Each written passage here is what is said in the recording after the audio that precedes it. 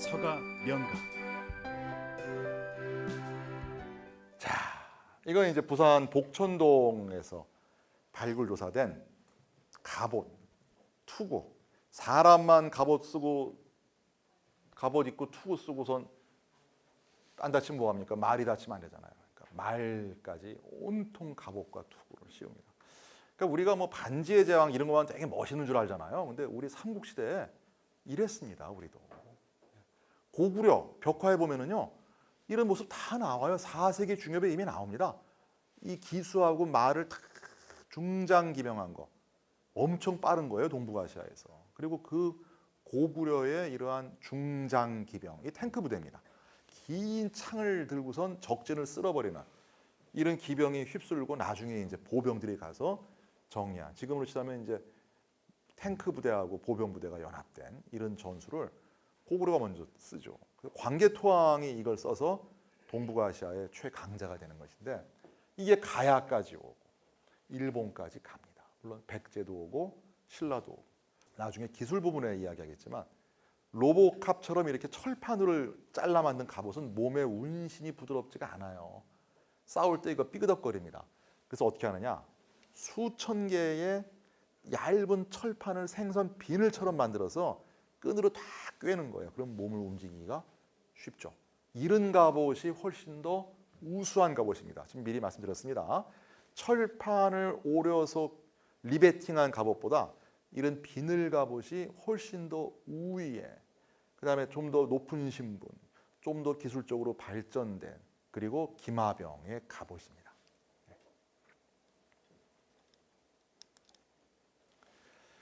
그러면 저런 갑옷들이 많이 나온 무덤과 저런 갑옷들이 없는 무덤은 분명히 위계의 차이가 있겠죠. 자, 이제 가야로 가는 이유가, 가야야말로 이 문헌 자료가 없잖아요. 가야는 거의 없습니다. 신라에 대한 이야기 하다가 그냥 신라한테 얻어맞는 대상으로 나오거나 이러지, 가야 자체를 가지고 이야기한 게 거의 없어요. 삼국유사에 조금 나온 것밖에 없습니다. 그럼 가야사 연구를 어떻게 하느냐? 제대로 못했잖아요. 그러니까 우리가 식민지로 전락했던 일제강점기에 제일 취약한 부분이 가야예요. 그러니까 그 부분을 뚫고 들어온 겁니다. 그래서 일제 관학자들이 가야사를 제일 심하게 왜곡을 시켰잖아요. 그래서 만들어진 잘못된 논리가 뭡니까? 임나, 일본부란 거죠. 임나는 가야를 말하고, 가야에 일본의 야마토 왕권이 직접 통치하는 통치 기구를 뒀다. 그래서 그거를 기반으로 해서 백제와 신라는 간접 통치했다. 그리고 한반도 전체를 놔두고 북쪽의 최강자인 고구려와 한판 승부를 벌였다. 처음엔 팽팽했다. 나중엔 졌다. 그래서 할 수 없이 562년에 한반도에서 철수했다. 이게 임나일본무설입니다. 철수했지만 끝난 것이 아니라 또다시 올 준비를 했다. 뭡니까 그게? 임진왜란이다. 또 안 됐다. 또 들어갔지만 또다시 준비하고 왔다. 뭡니까? 청일전쟁. 계속 그런 식의 논리 구조입니다. 그래서 이 임나일본무설이란 자체가 이걸 극복하기가 너무너무 어려운 게 자료가 없어요. 그리고 일본석이라는 그 책에 나와 있어요. 그 책의 내용은 황당무계한 내용이지만 20세기 전반에 그걸 가지고 교육을 시켰습니다. 신공황후라는 사람이 중해 천황이라고 하는 천황의 부인인데, 남편인 천황이 죽으니까 섭정을 했다. 그래서 황금이 가득한 나라 신라를 침범하기 위해서 바다를 건너가서 대규모 군대를 이끌고 조선 남부를 쳤다. 치는데 그때 마침 배가 만삭이어서 돌을 갖다 묶어서 그거를 참으면서 내가 신라를 쳐부시고 와서 내가 다시 이 애를 낳겠다. 이렇게 하고선 신라를 쳐서 신라를 뭐 순식간에 쳐버리고, 그 다음에 가야 지역에 있는 7개의 나라를 막 평정해버리고, 전라도 지역도 다 막 몰살시켜버리고, 그래서 백제에게 그 땅을 주었다.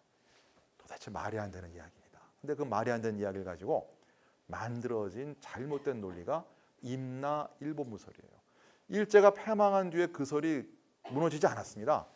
1949년에 말송보화라고 하는 그런 분위기를 제일 마지막까지 이은 학자가 임나 흥망사라는 책을 딱 냈어요. 그 책에 보면은 경상도와 전라도, 충청도는 다 임나의 땅이고 일본이 통치했던 땅으로 되어 있습니다. 해방 이후에 우리 역사학계에서 북한이나 남한이나 제일 이 빨리 해결해야 될 과제 중에 하나가 바로 이 문제예요. 이게 쉽지가 않아요. 왜 쉽지가 않습니까? 일본 서기에 그렇게 나와 있지. 그 다음에 중국의 송설한 책을 봤더니 일본 측에 유리하게 볼 수 있는 기사가 있어요. 일본의 5세기의 왕이 중국의 송나라에 사신을 보내어서 나한테 이런 벼슬을 주시오 하는데 그 벼슬이 어마어마하게 대단한 벼슬이고 한반도 남부를 통치하는 군사권을 인정해 주시오. 뭐 이런 얘기가 나오는 거예요. 광개토항 비문 또 많이 조작된 것이지만 광개토항 비문에 보면은 1800자 중에 몇 글자까지 문제가 되고 있잖아요. 이른바 신묘년조 기사. 외가 신묘년 이래 바다를 건너와서 그다음에 꼭 중요한 부분은 글자가 안 보입니다. 그 부분을 이렇게 읽어버리면은 외가 4세기부터 한반도 남부를 직접 간접 지배돼. 논리가 그렇게 갈 수가 있는 거예요. 그 다음에 일본의 나라의 이소노카미 신궁에서 나온 칠지도의 칼에 있는 명문도 왜곡시켜 해석하니까 백제 왕세자가 바쳤다. 야, 이게 막 사면초가인 거예요. 이거를 풀기 위해서 많은 역사학자들이 도전을 했고 노력을 했고 많은 부분이 풀렸지만 완전히 안 풀렸어요. 완전히 안 풀리고 여전히 그러한 주장을 하는 일본의 우익 세력들이 있었단 말이에요. 근데 그거를 완전히 끝내버린, 더 이상 이제 뭐 이런 얘기 못하게 만들어버린 것이 위대한 발견이었습니다. 김해 대성동 고분군, 지금은 이제 여기가 공원화되어 있습니다. 박물관도 있고. 김해 가시면 꼭 한번 가보십시오. 이 무덤은 금관가야의 왕릉입니다.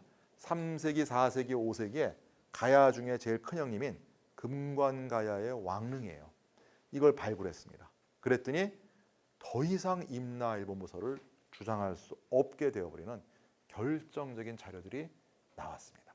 그래서 이 조사한 젊은 친구들, 그 시기에 20대에 막 얼굴 새카매지고 고생하고 이런 친구들이 우리 고대사 연구에 정말 주역들이에요. 네, 정말 주역들이에요. 뭐 노학자들이 하는 거 아니에요. 딴 분야는 그렇지만 저희 고대사 쪽은요, 막 얼굴 새카맣게 타고 막 그냥 이런 젊은 친구 20대들이 하는 것이지. 뭐 좀 죄송스러우면 저도 이제 나이 먹어가니까 이제 저처럼 이제 늙어가고 이렇게 하면 이제 이미 자꾸 물러나는 겁니다. 이제 새파란 우리 젊은 친구들이 문제를 풀어가고 있는 겁니다. 왜 이 문제가 풀렸느냐? 발굴해봤더니요, 금강가야의 왕릉이 3세기 후반 막 나오는데 버스 한 대만 해요. 무덤 하나가 우리 버스 한 대만 해요. 그리고 그 안에 있는 유물들이 막 도굴당했는데도 어마어마한 거예요. 도굴당했지만 동시기에 일본에서 나온 유물을 완전히 눌러버려요. 양, 질 수준에서. 그리고 더 빨라요. 아까 제가 말씀드렸죠. 일본에서 이렇게 쇠판으로 만든 갑옷 많이 나왔다고 군사력이 우세하다 그랬는데 그런 거 별로 안 써요. 다 비늘 갑옷. 그다음에 말 탈 때 쓰는 그 입에 물리는 재갈. 그다음에 발걸이, 등자라고 하는 거. 이런 것들이 막 나오니까 기마전, 철제 무기, 철제 갑옷. 이런 상태에서 군사력이 가야가 일본보다 열세였다 이런 말을 할 수가 없게 돼버린 겁니다. 그리고 고대 국가의 어떤 징표라고 할 수 있는 지배 피지배 관계 이런 관계들도 보니까 벌써 대성동 고분에서 왕권이 마구마구 성장한 게 보이는 거예요. 임나 일본부서에 들어갈 자리가 없습니다. 이걸 발굴하고 났더니 90년대입니다. 더 이상 일본에서 임나 일본부서를 말하는 사람들은 이제는 극우 아니면 정신 나간 사람들 빼놓고서는 이야기를 할 수 없게 됐습니다. 1등 공신입니다. 대성동 고분이. 그런데 그 유물 중에는 메이드 인 재팬이 있어요. 일제 강점기 때 이 관학자, 그러니까 이 공무원적인 마인드를 가진 학자들이 이 한반도 이 남부를 엄청 파헤쳤습니다. 경남 창녕에 있는 고분은요, 막 기차, 화차 2대, 뭐 마차 7대 이런 양의 유물들을 파헤쳤어요. 왜 그렇게 파헤쳤느냐? 임나 일본부서를 증명하기 위해서 가야 지역의 무덤을 막 파헤친 겁니다. 그리고 그때 또 하나 파헤친 데가 평양 일대, 낙랑군과 관련된 걸 찾으려고 일본이 주력으로 조사했던 것이 바로 평양 일대와 영남 지방이에요. 이래서 수천 점의 유물을 파헤쳤는데 자신들의 입맛에 맞는, 즉 일본 출신의 장군이 활동했던 모습을 보여주는 자료가 안 나왔어요. 실망했어요. 그래서 총독부에 그 유물 두고선 패퇴해서 일본 갔습니다. 그 유물들이 지금도 국립중앙박물관 창고에 아직도 있습니다. 그들이 찾고자 했던 게 이런 거예요. 일본제 창, 일본제 화살촉. 이것은 뒷면이고 여기 앞면인데 가죽이나 나무로 만든 방패 장식인 바람개비 모양의 이런 청동 장식, 이런 것들을 찾고 싶어 했습니다.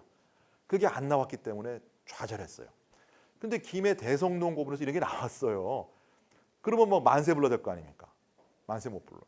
이 나와봤자 이미 대세가 끝났기 때문에. 이런 것은 가야와 일본과의 어떤 교류의 상징이지, 이걸 가지고선 외의 장수가 한반도 남부를 지배하고 이런 말을 할 수가 없게 됐다는 것을 그들도 알기 때문에 이런 유물이 나와도 이제는 그런 말 못하게 되어 있습니다. 물론 토기도, 가야 토기가 아니라 메이드 인 재팬 토기도 나오고 하지만 이런 교류는 저희가 또 나중에 또 기회가 있겠지만, 한반도에서 일본 열도로 간 사람과 물건 이런 정보를 만약에 1000이라고 한다면은 반대로 일본에서 한반도에 온 것은 10도 안 돼요. 압도적인 흐름은 한반도에서 일본 열도로 간 것입니다. 이런 연구는 가야, 그리고 백제, 신라 이런 지역 조사하고 일본 곳곳에 있는 유적들을 그들도 발굴하다 보니까 아닌 거예요. 한반도 주민들이 와가지고 비로소 문명이 시작된 거예요. 이런 것을 다 밝히게 된 계기는 바로 고고학적인 발굴이다 이겁니다. 자, 지금 계속 지금 지배구조 이야기입니다. 그럼 백제 발해 고구려 이야기해 봅시다. 이건 무령왕릉에서 나온 왕과 왕비의 묘지와 매직권, 즉 돌판에 글자를 써놓은 거예요. 이건 이제 철제 동전이고. 근데 보면은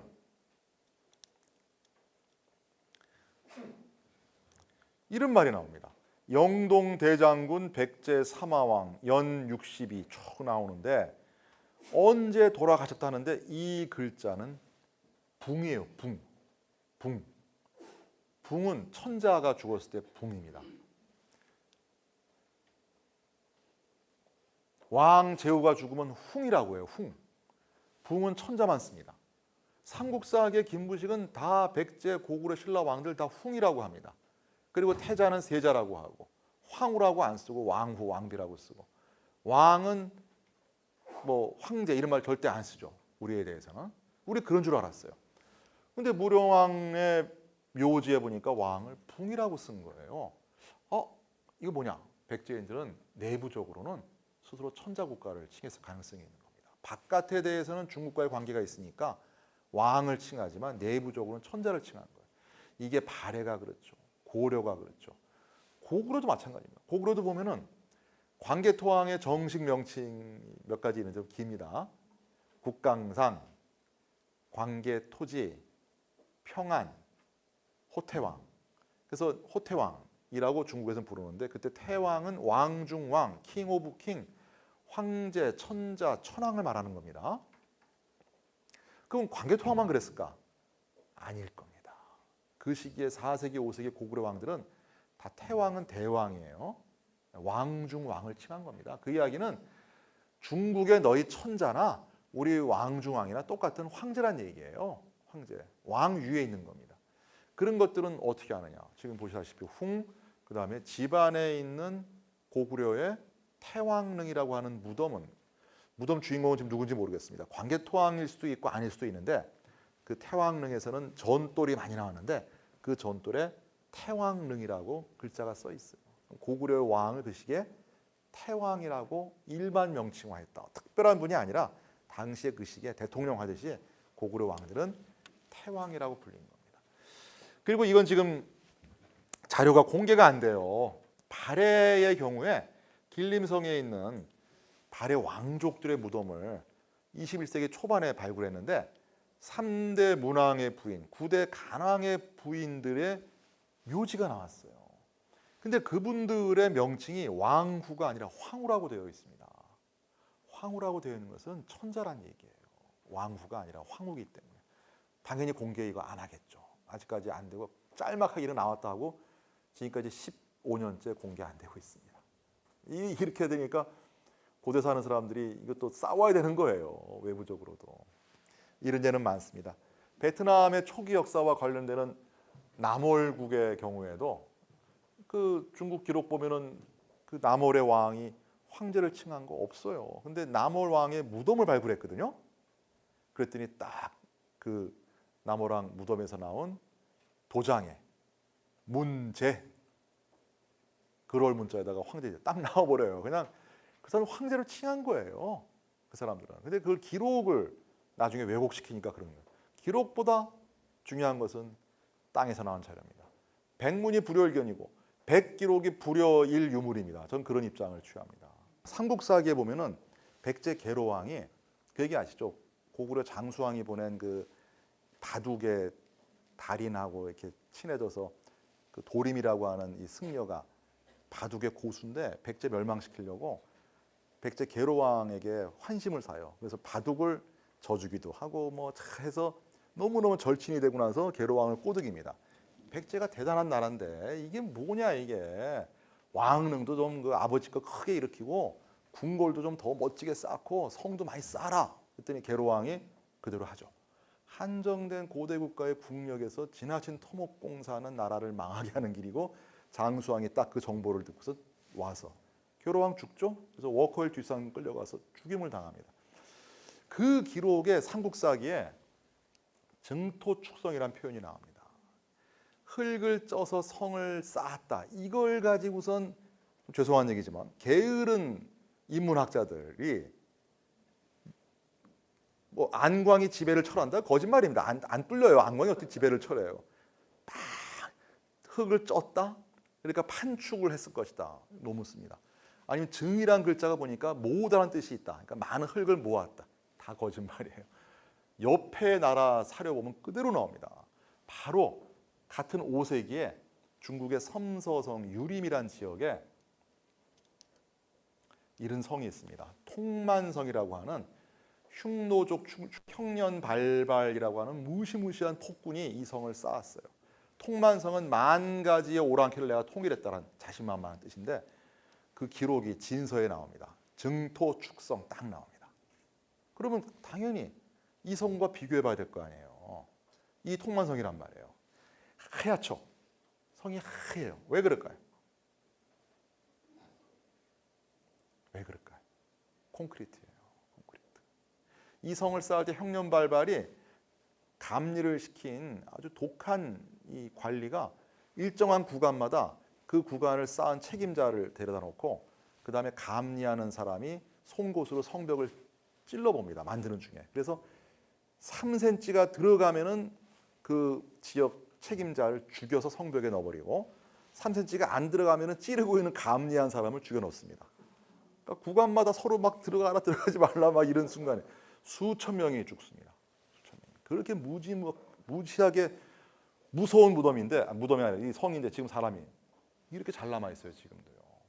근데 이 성이 증토축성이거든요.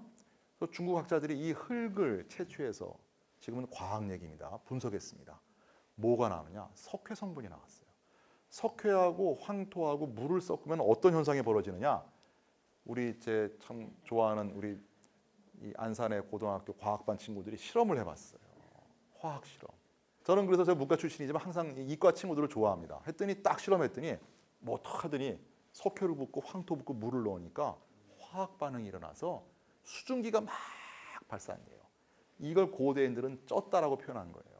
즉 증토축성이라고 하는 것은 석회를 이용한 콘크리트 공법이에요. 근데 이 문과생들이 그걸 뚫어지게 보고 있으면 뭐합니까? 이웃나라 자료 그리고 이렇게 고등학생들도 하는 화학적인 지식을 같이 갖게 되면 우리가 새로운 길로 접어들 수가 있다. 제가 그때부터는 이공계 친구들을 참 좋아합니다.